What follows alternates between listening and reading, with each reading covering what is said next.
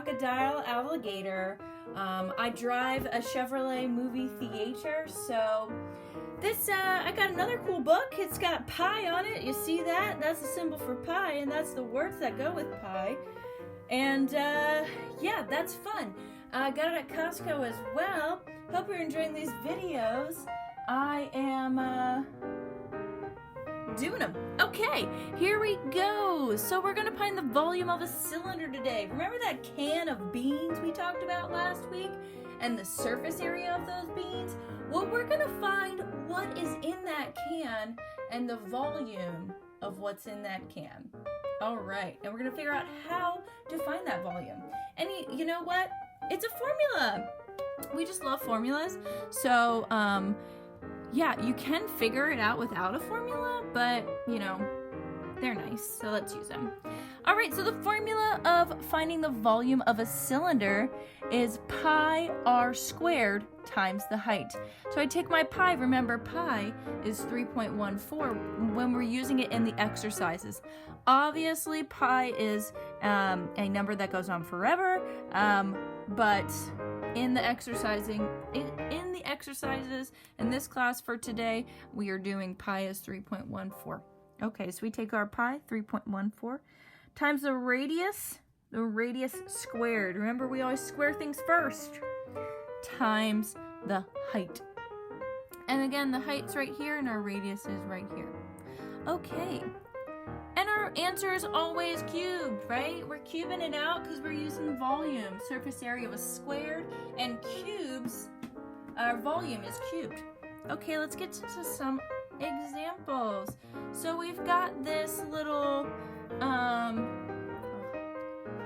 put that there. We got this little cylinder right here, and I put my formula here. And again, pause the video, write this stuff down so you don't have to keep coming back to the video in order to do your classwork, okay? If anything, copy this portion down. That's very important. All right, so we are doing pi r squared times the height. I put it out like this because there's two things we need to fill in as people. We need to fill in what our radius is and we need to fill in what our height is. So if you look at our diagram, we realize the radius is 4. Yeah, good job. Our radius is 4.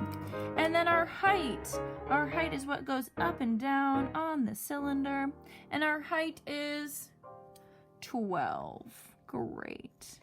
Okay, so when we are multiplying, remember we always want to do PEMDAS first, so let's start with our squared. So we're going to square our 4. So 4 squared, 4 times 4 is 16. Okay. And then we've got pi. Remember, pi is 3.14. And then we got 12. So I'm going to use my handy dandy calculator and I'm going to plug it in. Remember, 3.14 is pi times 16 times 12. And that is going to be 602.88. If you want to try it by yourself, go ahead and do that. Hopefully you got the same answer. So 602.88, and make sure we are labeling it inches. And what is it, ladies and gentlemen? Cubed. That's correct. Okay. So that is our answer for this problem. All right, and we're going to move down to the last example.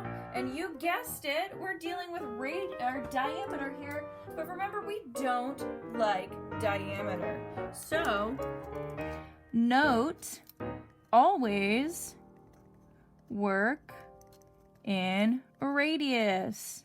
So again, that's not for everything. So don't go next year to your teacher and be like, oh, we only work in radius if there's something to do, a formula with diameter. But for these problems, we're working in radius. So we always want to work in radius when we're working for these problems. And remember, radius is half the diameter, okay? So our radius, to find it, we take 1/2 of our diameter. And what is our diameter? Remember, a long ways. We're going across the entire cylinder, and that is 9. So half of 9. Ooh, that's not an even number, so we're gonna have a decimal. So scary. But our radius, half of 9 is 4.5. And if you have to put that in the calculator, that's okay. So half of radius is, or half of the diameter is 4.5.